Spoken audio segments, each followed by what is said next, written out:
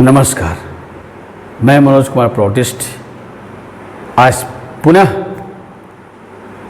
एक बहुत ही महत्वपूर्ण विषय लेकर के प्रस्तुत हुआ हूँ। बंधुओं, यदि हमारा चैनल को अभी तक सब्सक्राइब नहीं किए हैं, सब्सक्राइब कर लें और आइकन बेल को दबा दें ताकि मेरा वीडियो सबसे पहले आपके तक पहुंचे। और अगर वीडियो अच्छा लगे तो लाइक करें और अधिक से अधिक शेयर करें ताकि अधिक से अधिक लोग लाभान्वित हों।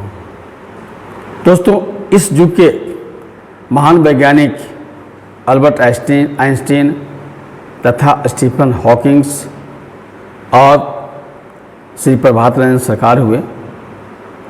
ये तीनों ने सृष्टि के रहस्यों को, ब्रह्मांड के रहस्यों को समझने का कोशिश किया। इसी कड़ी में अल्बर्ट आइंस्टीन ने क्वांटम थ्योरी दिया और उस क्वांटम थ्योरी के आधार पर कार्बन परमाणुओं को चूर्ण विचूर्ण किया गया और जो कण प्राप्त हुए उनका निशान तो देखा गया, लेकिन जो कण प्राप्त हुए उनको न तो देखा गया और न ही पकड़ा जा सकता है। तो क्वांटम थ्योरी यहीं पर जाकर के एंड हो गया। इससे आगे पदार्थ वैज्ञानिकों को इस कण के बारे में जानकारी नहीं है। हाँ, लेकिन वैज्ञानिकों ने इसे हिग्स बोसोन कण कहा या गॉड पार्टिकल कहा और उन्हें समझ में आ गया कि जो ब्रह्मांड है इन्हीं कणों में इनका रहस्य, ब्रह्मांड का रहस्य छिपा हुआ है। उसी क्वांटम थ्योरी को आगे बढ़ाते हुए स्टीफन हॉकिंग्स ने बिग बैंग थ्योरी दिया और उसने कोशिश किया कि थ्योरी ऑफ एवरीवन प्रतिपादित करने का, ताकि एक ही थ्योरी से पूरे ब्रह्मांड के रहस्य की जानकारी मिल सके, लेकिन अंत तक सफलता नहीं मिली। इसके बाद आते हैं इस सदी के 20वीं सदी के महान वैज्ञानिक श्री प्रभात रंजन सरकार। इन्होंने कहा कि ये जो गॉड पार्टिकल है ये और कुछ नहीं है, ये है माइक्रोवाइटा अर्थात अणुजीवत। मतलब ये अति सूक्ष्म है, इतना सूक्ष्म है कि इन्हें ये जो न इंद्रियों के द्वारा पकड़ा जा सकता है और न किसी यंत्र या माइक्रोस्कोप के द्वारा पकड़ा जा सकता है। तो इसलिए इसका नाम इन्होंने दिया माइक्रोवाइटा। माइक्रोवाइटा मतलब अति सूक्ष्म, सूक्ष्मतर अणुजीवत। दोस्तों, माइक्रोवाइटम के बारे में श्री पी.आर. सरकार ने क्या कुछ कहा, इस संदर्भ में अभी मैं संक्षेप में जानकारी दूंगा। तो मेरा रिक्वेस्ट है कि वीडियो अंत तक आप जरूर देखें, तभी समझ में आएगा। श्री प्रभात रंजन सरकार ने माइक्रोवाइटा के संबंध में कहा कि माइक्रोवाइटा भाव तरंगों से निर्मित है, इसलिए इन्हें किसी भी जो कार्बनिक यंत्र हैं उससे देखा नहीं जा सकता है, पकड़ा नहीं जा सकता है, लेकिन इनका अस्तित्व है। इनका अस्तित्व इसलिए है क्योंकि ब्रह्मांड में जो बहुत सारी ऐसी घटनाएं घटित हो रही हैं जो मनुष्य के समझ के परे का चीज़ है। जैसे खगोलीय पिंडों का निर्माण होना, उनका टूटना, उनका मृत्यु को प्राप्त करना, फिर इस धरती पर जैसे भूकंप है, महामारी है, सुनामी, अतिवृष्टि, अनावृष्टि, इस तरह की अनेक प्राकृतिक घटनाएं घटित हो रही हैं जो मनुष्य के समझ से परे है और उसका नियंत्रण से भी परे है। तो ये जो भी घटनाएं घटित हो रही हैं, इन घटनाओं के पीछे कोई तो कारण है। तो श्री प्रभात रंजन सरकार कहते हैं कि ये जितने भी ब्रह्मांड की जो घटनाएं घटित हो रही हैं जो मनुष्य के नियंत्रण से बाहर है, समय से बाहर है, वो सब माइक्रोबाइटम का ही देन है। तो इसलिए माइक्रोबाइटम के बारे में समझना बहुत ज़रूरी है, उसका अन्वेषण करना बहुत ज़रूरी है कि माइक्रोबाइटम काम कैसे करते हैं, गति कैसे करते हैं, अब ब्रह्मांड की रचना कैसे करते हैं, सृष्टि की रचना कैसे करते हैं, इसके बारे में समझना बहुत ज़रूरी है। तो माइक्रोबायोटा के जनक श्री पी.आर. सरकार ने पदार्थ विज्ञान और अध्यात्म विज्ञान के सुंदर समन्वय के आधार पे शोध करके इस निष्कर्ष पर उन्होंने पहुंचा कि यह जो माइक्रोबायोटा है, सूक्ष्मता के आधार पे 3 तरह के माइक्रोबायोटा हैं। पहला है सूक्ष्म या क्रूड, मतलब सूक्ष्म है लेकिन बहुत ज़्यादा सूक्ष्म नहीं है, सूक्ष्म और स्थूल के बीच का है। और दूसरा है अति सूक्ष्म, और तीसरा है सूक्ष्मतर, मतलब क्रूड, सबटल और सबटलेस्ट। तो 3 तरह के माइक्रोबायोटम इस ब्रह्मांड में काम कर रहे हैं, और तीनों तरह के माइक्रोबायोटम इस सृष्टि का रचना कर रहे हैं, इसका संचालन कर रहे हैं और इसका ध्वंस भी कर रहे हैं। तीनों का जिम्मेवार एक माइक्रोबायोटम ही है। उन्होंने आगे कहा जो कि प्रथम कोटि का जो माइक्रोबायोटा है, जो बहुत सूक्ष्म नहीं है, पावरफुल माइक्रोस्कोप के द्वारा उनको देखा जा सकता है, मतलब अत्यधिक पावरफुल माइक्रोस्कोप के सीमा के अंदर आ सकता है, मतलब आभासी उसका दर्शन किया जा सकता है, जैसे कि प्रतिबिंब की तरह। किसी वस्तु का प्रतिबिंब देखने में वस्तु की तरह ही लगता है, लेकिन वह वास्तविक नहीं होता है। और बाकी जो 2 तरह के हैं, वो जो सेकंड है, जो प्रथम की अपेक्षा ज़्यादा सूक्ष्म है, उसको जो व्यक्ति अध्यात्मवादी हैं, जो तो तंत्र योग साधना करके आध्यात्मिक अनुशीलन करके अपने मानस आध्यात्मिक स्तर को उन्नत बना लिया है, वे अपने ज्ञानेंद्रियों के द्वारा उनको अनुभव कर सकते हैं, अनुभव भी कर सकते हैं और बहुत हद तक उसका कंट्रोल भी कर सकते हैं और उसका सदुपयोग भी कर सकते हैं। और जो लास्ट है, जो सबसे ज़्यादा सूक्ष्म है, अति सूक्ष्म, सूक्ष्मतर, सबटलेस्ट, उस माइक्रोबायोटा को वैसे ही व्यक्ति उपयोग कर सकता है या कंट्रोल कर सकता है जो आध्यात्मिक दृष्टिकोण से, मानस आध्यात्मिक दृष्टिकोण से बहुत उन्नत है, मतलब ऋषि, महर्षि, महापुरुष। तो इस तरह के जो महापुरुष हैं, उच्च कोटि का साधक हैं, वे जो तीसरे तरह का माइक्रोबायोटा है, उसका सदुपयोग करके अपने विचार, अपने भाव को पूरे ब्रह्मांड में फैला सकते हैं और कंट्रोल कर सकते हैं।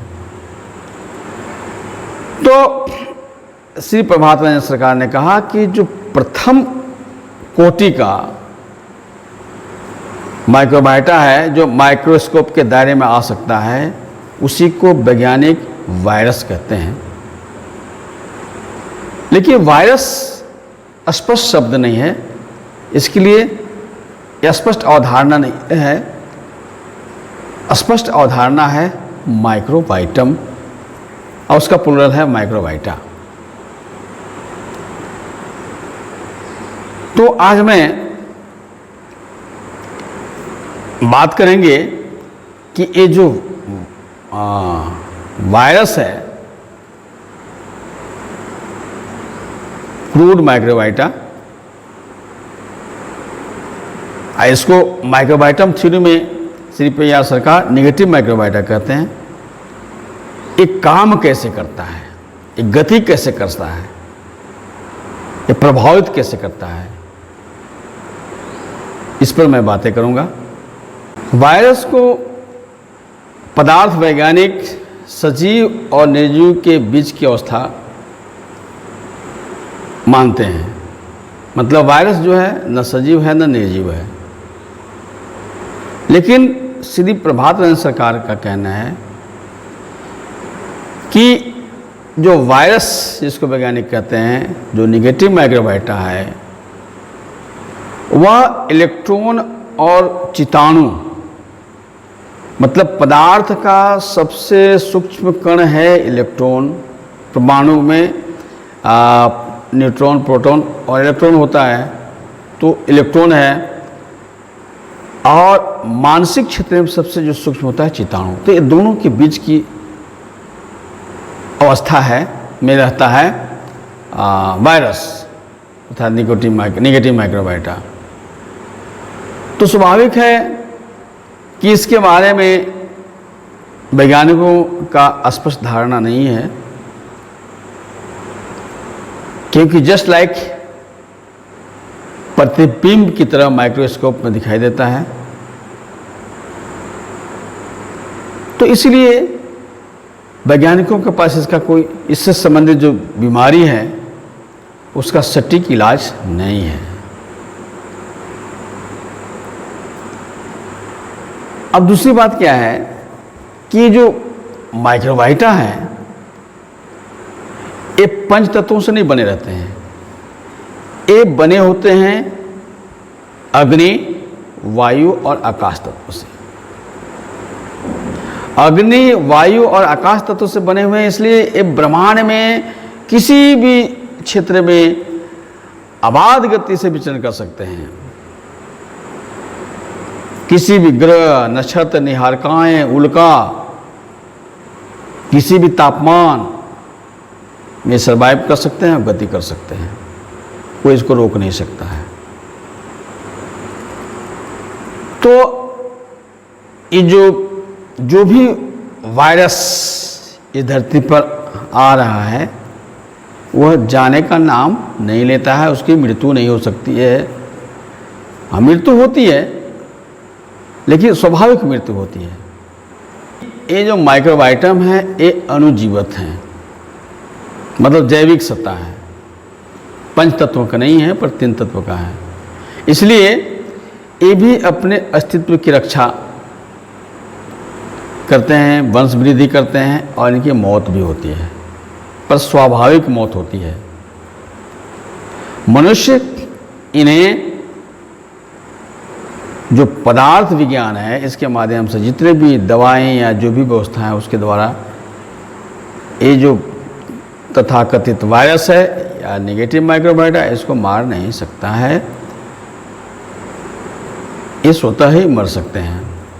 अब सवाल है कि कोई भी सत्ता है तो जब वो गति करता है, एक्शन करता है, चलता फिरता है, तो किसी न किसी माध्यम से, बिना माध्यम से कोई गति नहीं कर सकता है। माइक्रोबायोटा भी ब्रह्मांड में जो विचरण करते हैं वो माध्यम के द्वारा विचरण करते हैं। वह माध्यम है शब्द, स्पर्श, आकार या आकृति, गंध, आइडिया, भाव। इन तरंगों के माध्यम से माइक्रोबायोटा ब्रह्मांड में विचरण करते रहते हैं। तो मैं आज तीनों तरह के माइक्रोबायोटा के बारे में नहीं चर्चा करूंगा। एक तरह के माइक्रोबायोटा जो प्रथम कोटि का है, जिसको वायरस कहते हैं, जो पूरे दुनिया में भी हाहाकार मचाकर रखे हुए है,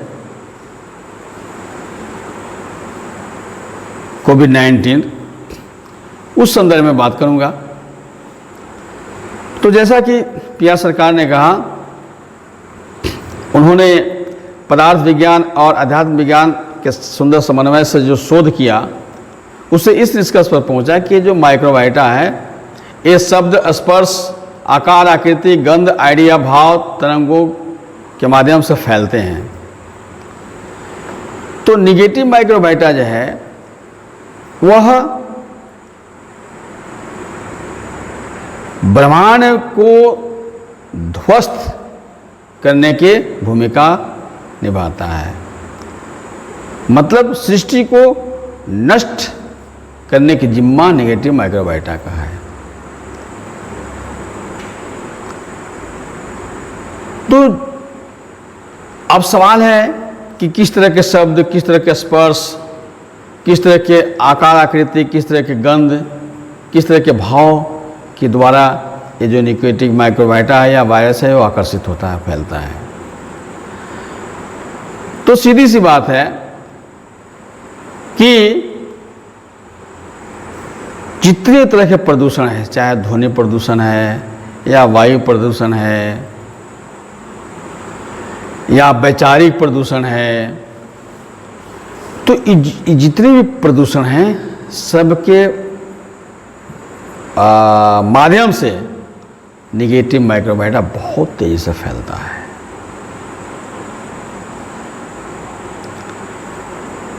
अब जैसे कि ध्वनि प्रदूषण, तो प्रदूषण किसको कहते हैं? ध्वनि प्रदूषण का मतलब तो ऐसी ध्वनि जिससे मन का जो है चंचलता बढ़े, मन तनावग्रस्त हो, मन की शांति भंग हो, कान को अच्छा न लगे, ये ध्वनि प्रदूषण है। तो इस तरह के गाना, इस तरह के साउंड जब वातावरण में ज़्यादा होता है तो निगेटिव माइक्रोबायोटा अर्थात वायरस इसके माध्यम से बहुत तेज़ी से फैलता है। तभी हमारे भारतवर्ष में इसका कमी नहीं है। आप देख रहे हैं कि जो गाना गीत कितना अश्लील, कितना गंदा बजता, कितना अभी के जो भी आधुनिक युग का लेटेस्ट जो गाने बजाने हैं उसमें भाव ही नहीं है। उस गाना को सुनने से मन चंचल होता है, मन का टेंशन और बढ़ता है।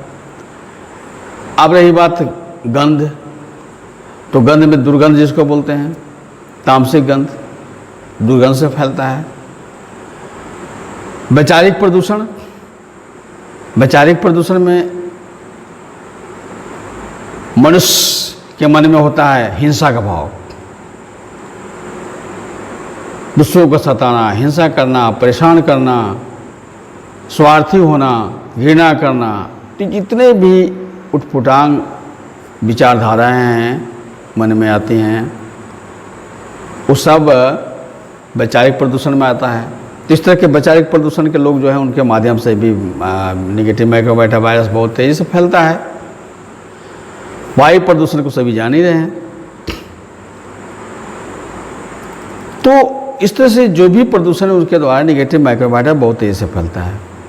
तो मित्रों, अब आज के ज़माने में हम जानते हैं कि ये जितने भी प्रदूषण की चर्चा हमने किया शहरों में बहुत ज़्यादा है। शहरों में ध्वनि प्रदूषण है, शहरों में वायु प्रदूषण है, शहरों में मृदा प्रदूषण है, शहरों में जल प्रदूषण है, शहरों में वैचारिक प्रदूषण है। इसलिए यह जो कोरोना वायरस है वो सबसे ज़्यादा शहरों को परेशान करके रखा है।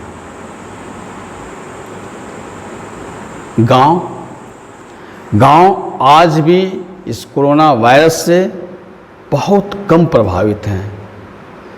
मैं तो ये कहूँगा कि गांव नहीं के बराबर प्रभावित है। लेकिन स्मार्टफोन, सोशल मीडिया और जो डीजे गाना बजाना है ना, नाच, इनके माध्यम से ग्रामीण क्षेत्रों में भी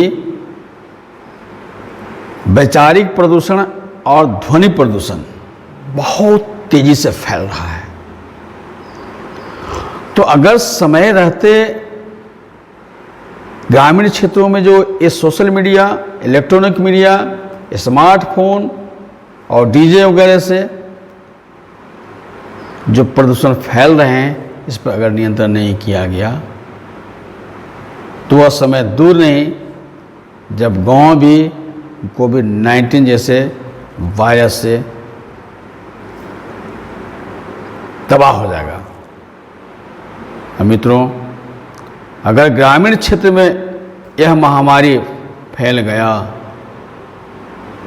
तो त्राहिमाम हो जाएगा, क्योंकि शहरों में तो बहुत सारी सुविधाएं हैं, इसके बावजूद भी ऑक्सीजन के बगैर मर रहा है कोई, तो किसी को हॉस्पिटल में बेड नहीं मिल रहा है, तो किसी को एम्बुलेंस नहीं मिल रहा है। आपदा को अवसर में बदलने वाले तो फिर उनका तो चांदी है। आप देख ही रहो कि कितना लूट मचा हुआ है। तो दोस्तों, मेरा कहना यह है, आह्वान है कि जो अगर नेगेटिव माइक्रोबायोटा अर्थात वायरस जनित महामारी पर कंट्रोल पाना है तो ये जितने भी तरह के प्रदूषण हैं उस पर नियंत्रण अविलंब करना होगा। अगर नियंत्रण नहीं करते हैं तो आने वाला समय में अनेक नेगेटिव माइक्रोबायोटा दूसरे ग्रह नक्षत्र से आकर्षित होंगे और तरह तरह के नया नया बीमारी पैदा करेंगे। और CRPR सरकार ने अपने जीवन काल में तो भविष्यवाणी भी किया कि अगर मनुष्य नहीं चेता समय रहते, यह जो वायरस है नेगेटिव माइक्रोबायोटा वो पूरी दुनिया में प्रलय मचा देगा। इससे बचना है तो क्या उपाय करना होगा? तो शेष जो 2 माइक्रोबायोटा हैं उन माइक्रोबायोटा के माध्यम से जो नेगेटिव माइक्रोबायोटा है उसको नियंत्रण किया जा सकता है। नेक्स्ट वीडियो में मैं इन्हीं के बारे में बात करूंगा कि ये जो 2 बाकी माइक्रोबायोटा हैं, पॉजिटिव माइक्रोबायोटा और न्यूट्रल माइक्रोबायोटा, एक कैसे नेगेटिव माइक्रोबायोटा को नियंत्रण कर सकता है या मनुष्य के मन पर कैसे प्रभाव डालता है, इस पर नेक्स्ट वीडियो में चर्चा करूंगा। धन्यवाद, नमस्कार।